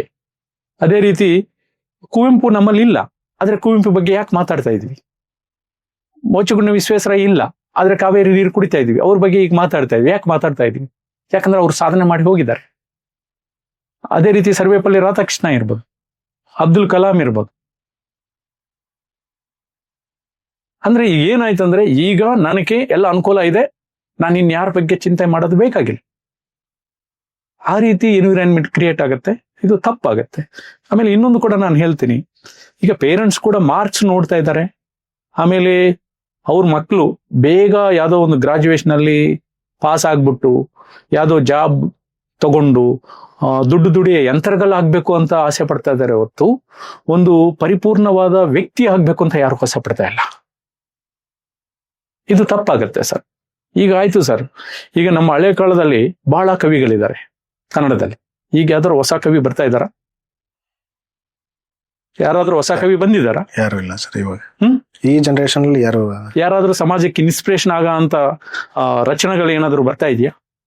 ಎಲ್ಲರೂ ಕೂಡ ನಾನಾಯ್ತು, ನನ್ನ ಅನುಕೂಲಗಳಾಯ್ತು, ನನ್ನ ಸೆಲ್ ಫೋನ್ ಆಯ್ತು, ಅದರಲ್ಲಿ ನಾನು ಟೈಮ್ ವೇಸ್ಟ್ ಮಾಡ್ಕೊಂಡಿದ್ದಾಯ್ತು, ಈ ರೀತಿ ಇದೆ. ಸೊ ನೀವ್ ಹೇಳ್ದಂಗೆ ಈ ಲೆಜೆಂಡ್ರಿ ಯಾರು ಇರ್ತಾರೆ ಪರ್ಸನ್ಸ್, ಅವರೆಲ್ಲ ಫೋಟೋಗೆ ಸೀಮಿತ ಆಗ್ಬಿಡ್ತಾ ಇದ್ರ. ಈಗ ಪೇರೆಂಟ್ಸ್ಗೆ ನಮ್ಮ ಮಕ್ಳು ಈ ತರ ಆಗ್ಬೇಕು ಅನ್ನೋ ಮನೋಭಾವ ಬರ್ತಾ ಇಲ್ವಾ? ಇಲ್ಲ ಬರೀ ಅವ್ರನ್ನ ಫೋಟೋದಲ್ಲಿ ಇಟ್ಕೊಂಡು ಅವ್ರನ್ನ ತೋರಿಸಿ ಇಷ್ಟಕ್ಕೆ ನಿಂತೋಗ್ಬಿಟ್ಟಿದ್ಯಾ ಸರ್ ಇದು? ಸರ್, ನಾನು ಒಂದೇ ಮಾತು ಹೇಳಕ್ಕೆ ಹೇಳ್ತೀನಿ. ಈಗ ಪೇರೆಂಟ್ಸ್ಗೆ ಒಂದು ಒಳ್ಳೆ ಪೇಷನ್ ಇದ್ದು ಅವ್ರ ಇದ್ದಿದ್ರೆ ಮಕ್ಳಕ್ಕೂ ಕೂಡ ಬರುತ್ತೆ. ಯಾವಾಗ ಪೇರೆಂಟ್ಸ್ಗೆ ಇರಲ್ವೋ ಮಕ್ಳಿಗೂ ಇರಲ್ಲ. ಕರೆಕ್ಟ್. ಅದರಿಂದ ಫಸ್ಟು ನಾನು ಒಂದು ಮಾತು ಹೇಳಕ್ಕೆ ಇಷ್ಟಪಡ್ತೇನೆ ಸರ್. ಒಂದು 20 ವರ್ಷವರೆಗೆ ಯಾವ್ದಾದ್ರೂ ಒಂದು ಸ್ಟೂಡೆಂಟ್ ಅವನು ಡೆವಲಪ್ ಆಗಿಲ್ಲ, ಇಂಡಿಸಿಪ್ಲೈನ್ ಆಗಿದ್ದಾನೆ, ಅವನು ತಪ್ಪು ಮಾಡಿದ್ದಾನೆ ಅಂದ್ರೆ ಆ ತಪ್ಪು ಅವನದಲ್ಲ, ನಿಮ್ದು ನಮ್ಮದು ಸಮಾಜದ್ದು ಅಂತ ಹೇಳಕ್ ಇಷ್ಟಪಡ್ತೀನಿ. ಯಾಕಂದ್ರೆ ಅವ್ರನ್ನ ಎಂತ ವಾತಾವರಣದಲ್ಲಿ ನಾವು ಬೆಳೆಸಿದ್ರೆ ಆ ರೀತಿ ಅವ್ರು ತಯಾರಾಗ್ತಾರೆ. ಅದರಿಂದ 20 ವರ್ಷ ಒಳಗೆ ಯಾರಾದ್ರೂ ತಪ್ಪು ಮಾಡಿದ್ರೆ ಆ ತಪ್ಪು ಆ ಮಗುದಲ್ಲ, ಅದು ನಿಮ್ದಾದ ಪೇರೆಂಟ್ಸ್ದು ಇರುತ್ತೆ, ನಮ್ಮಂತ ಇನ್ಸ್ಟಿಟ್ಯೂಷನ್ ಅವ್ರದ್ದು ಇರ್ತದೆ, ಈ ಪರಿಸರ ಇರ್ತದೆ, ಸಮಾಜದ ಇರುತ್ತೆ. ಕರೆಕ್ಟ್. ಪರಿಸರ ಹೆಂಗಿರ್ತದೆ ಮಕ್ಳು ಹಂಗೆ ತಯಾರಾಗ್ತಾರೆ. ಸರ್, ಇನ್ನೊಂದು ಸಣ್ಣ ಇನ್ಸಿಡೆಂಟ್ ಬಗ್ಗೆ ಮಾತಾಡೋಣ. ಒಂದು ಚಿಕ್ಕ ಹುಡುಗಿ ಮೊನ್ನೆ ಫ್ಯೂ ಮಂತ್ಸ್ ಬ್ಯಾಕ್ ನಡೆದಿರುವಂತ ಇನ್ಸಿಡೆಂಟ್ ಇದು. ಅವ್ರ ತಾಯಿ ಆಫೀಸಿಂದ ಬರೋಕೆ ಮುಂಚೆ ಲೆಟ್ರ್ ಬರೆದ್ಬಿಟ್ಟು ಸೂಸೈಡ್ ಮಾಡ್ಕೊಂಡ್ಬಿಟ್ಟಿದ್ದಲ್ಲ ಚಿಕ್ಕ ಹುಡುಗಿ. ಏನಂತ ನನಗೆ ಗೊತ್ತಿಲ್ಲದಂಗೆ ನಿಮ್ಮ ಮೊಬೈಲ್ನ ನಾನು ಬೀಳ್ಸ್ಬಿಟ್ಟಿನಿ ನೀರಲ್ಲಿ, ಅದು ಕೆಟ್ಟೋಗಿದೆ, ಸೊ ನೀವು ಬಂದ್ರೆ ಎಲ್ಲಿ ನನಗೆ ಹೊಡಿತೀರಾ ಬೈತೀರಾ ಅನ್ನೋ ಭಯದಲ್ಲಿ ನಾನು ಇದನ್ನ ಮಾಡೀನಿ ಅಂತ ಹುಡುಗಿ ಬರೆದ್ಬಿಟ್ಟು ಸೂಸೈಡ್ ಮಾಡ್ಕೋತಾರೆ. ಇಷ್ಟು ಭಯದ ವಾತಾವರಣದಲ್ಲಿ ಬೆಳೆಸ್ತಾ ಇರುವಂತ ಪೇರೆಂಟ್ಸ್ಗೆ ನಿಮ್ ಕಡೆಯಿಂದ ಏನು?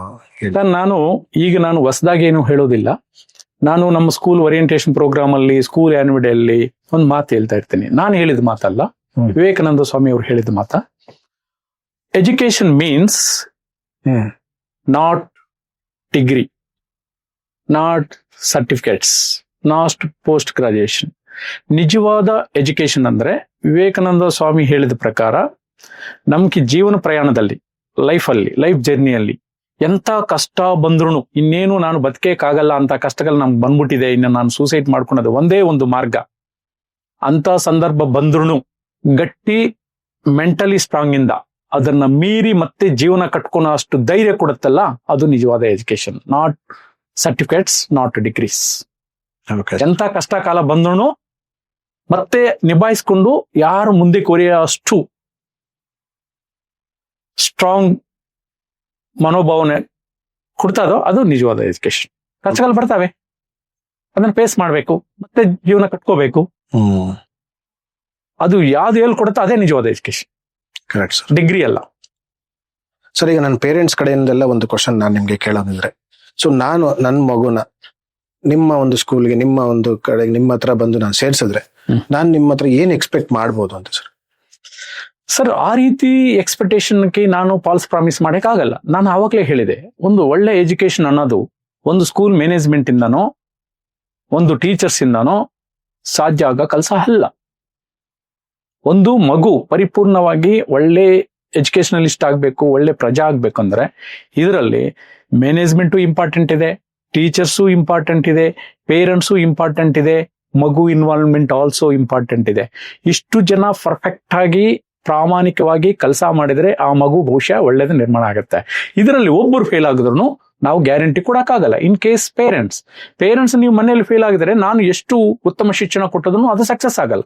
ಇನ್ ಕೇಸ್ ನೀವು ಚೆನ್ನಾಗಿರ್ತೀರಿ, ನೀವು ಅವೇರ್ನೆಸ್ ಪೇರೆಂಟ್ಸ್ ಇದ್ರಿ, ನೀವು ಬಹಳ ಕಾಳಜಿ ತೋರಿಸ್ತೀರಿ, ಬಹಳ ಮೈಕ್ರೋ ಮಾನಿಟರಿಂಗ್ ಮಾಡ್ತೀರಿ, ಆದರೆ ನಾನು ಮ್ಯಾನೇಜ್ಮೆಂಟ್ ನಾನು ಕರೆಕ್ಟ್ ಆಗಿರ್ತೀನಿ, ಆದ್ರೆ ನಮ್ಮ ಸ್ಕೂಲಲ್ಲಿ ಒಂದು ಟೀಚರ್ ಕರೆಕ್ಟ್ ಆಗಿರಲ್ಲ, ಆವಾಗ್ಲೂ ಕೂಡ ಫೇಲ್ ಆಗುತ್ತೆ. ಅದರಿಂದ ನಾನು ಫಾಲ್ಸ್ ಪ್ರಾಮಿಸ್ ಮಾಡಕ್ಕೆ ರೆಡಿ ಇಲ್ಲ.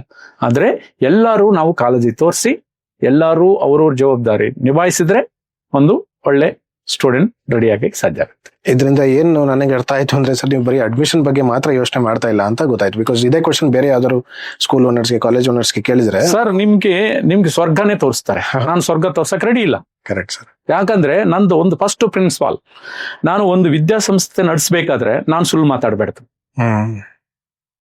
ಆಮೇಲೆ ನಮ್ಮ ಸ್ಟೂಡೆಂಟ್ ಕೂಡ, ನಾನು ಈಗ ಸೆಕೆಂಡ್ PU ಮುಗಿಸ್ಕೊಂಡು ಆಚೆ ಹೋಗ್ತಾ ಇರ್ತಾರೆ, ನಮ್ಮ ಸ್ಟೂಡೆಂಟ್ ಕೂಡ ನಾನು ಒಂದೇ ಮಾತು ಹೇಳ್ತಾ ಇರ್ತೀನಿ, ನೀವು ಸ್ಟೂಡೆಂಟ್ ಇದ್ರಿ, ನೀವು ಲೈಫ್ ಟೈಮ್ ನಮ್ಮ ಸ್ಟೂಡೆಂಟ್ ಇದ್ರಿ, life time you are good or bad my student. Correct sir. ನಾನು ಒಂದೇ ಒಂದು ಹೇಳಕ್ ಇಷ್ಟಪಡ್ತೀನಿ, ನೀವು ಸಮಾಜಕ್ಕೆ ಒಳ್ಳೇದು ಮಾಡಿಲ್ಲ ಅಂದ್ರೂ ಪರವಾಗಿಲ್ಲ, ಆದ್ರೆ ನನ್ನ ಸ್ಟೂಡೆಂಟ್ ಆದ ನೀವು ಯಾವುದೇ ಕಾರಣಕ್ಕೆ ನಿಮ್ಮಿಂದ ಸಮಾಜಕ್ಕಾಗ್ಲಿ ಇನ್ನೊಬ್ಬ ಮನುಷ್ಯನಕ್ಕಾಗ್ಲಿ ತೊಂದರೆ ಕೊಡಬೇಡದು, ಈ ರೀತಿ ನಡ್ಕೊಳ್ಳಿ ಅಂತ ಹೇಳಿ ಕಲಿಸ್ತೀರಿ. ಆಮೇಲೆ ಸೌಹೃದ ಇದ್ರೆ ನೀವು ಸಹಾಯ ಮಾಡಿ, ಆದ್ರೆ ಇನ್ನೊಬ್ಬರಿಗೆ ತೊಂದರೆ ಅಂತೂ ಮಾಡಬೇಡಿ, ಈ ಪ್ರಿನ್ಸಿಪಲ್ ಗಟ್ಟಿಯಾಗಿ ಇಟ್ಕೊಳ್ಳಿ ಅಂತ ಹೇಳಿ ಕಲಿಸ್ತೀವಿ. Nice sir. ಸೊ ಇಷ್ಟೊತ್ತು ನಿಮ್ಮ ಅನುಭವ ಯಾವ ತರ ಇತ್ತು ಸರ್? ಇಷ್ಟೊಂದು ನಾವು ಕಾನ್ವರ್ಸೇಷನ್ ಮಾಡಿ ನೀವು ನಮ್ಮ ಪಾಡ್ಕಾಸ್ಟ್ ಬಂದು ಮಾತಾಡಿದ್ದು ಯಾವ ತರ ನಿಮ್ಮ ಎಕ್ಸ್ಪೀರಿಯನ್ಸ್ ಶೇರ್ ಮಾಡೋಂಗಿದ್ರೆ? ಎಕ್ಸ್ಪೀರಿಯನ್ಸ್ ಅಂತ ಏನಿಲ್ಲ ಸರ್, ಇದು ಇಲ್ಲಿಂದ ಬಂದಿದ್ದು. Correct sir. ಇದಕ್ಕೆ ನಾನು ದಿನನಿತ್ಯ ನೋಡ್ತಾ ಇರೋದು, ದಿನನಿತ್ಯ ಮಾತಾಡ್ತಾ ಇರೋದು, ನನ್ನ ಲೈಫ್ನ ನಾನು ಈ ಎಜುಕೇಶನಲ್ಗಾಗೆ ಇಟ್ಟಿದ್ದೀನಿ. ಆಮೇಲೆ ಇನ್ನೊಂದು ಭಾವನೆ ಕೂಡ, ನಾನು ಯಾವ ರೀತಿ ನನ್ನ ಫೀಲಿಂಗ್ ಅಂದ್ರೆ, ನಾನು ಎಲ್ಲೋ ಒಂದು ಸಣ್ಣ ವಿಲೇಜ್ ಅಲ್ಲಿ, ಹಳ್ಳಿಯಲ್ಲಿ ಮಣ್ಣಿನ ಮಗನಾಗಿ ಹುಟ್ಟಿ ಇವತ್ತು 3,000 ಮಕ್ಕಳಿದ್ದಾರೆ, 200 ಜನ ಸ್ಟಾಫ್ ಇದ್ದಾರೆ, ಇದನ್ನೆಲ್ಲ ನಡೆಸ್ತಾ ಇದ್ದೀನಿ ಅಂದ್ರೆ ಇದ್ರ ಹಿಂದೆ ಯಾವುದೋ ಒಂದು ದೈವ ಕೃಪೆ, ದೈವ ಆಜ್ಞೆ ಇದೆ. ನೀನು ಇದು ಮಾಡು ಅಂತ ನನ್ನ ಬ್ರೈನಲ್ಲಿ ಆ ಯೋಚನೆ ಬಂತು. ಇದು ನಾನು ದೈವ ಕೆಲಸ ಅಂತಾನೆ ಮಾಡ್ತಾ ಇದ್ದೀನಿ. ಇಲ್ಲಿ ಜಂಬದ ಮಾತು ನಾನೇನೋ ಮಾಡ್ಬಿಟ್ಟಿದ್ದೀನಿ, ನಾನು ಯಾವತ್ತಕ್ಕೂ ಕೂಡ ಆ ರೀತಿ ಮಾತಾಡಕ್ಕೆ ಇಷ್ಟಪಡೋದಿಲ್ಲ. Down to earth.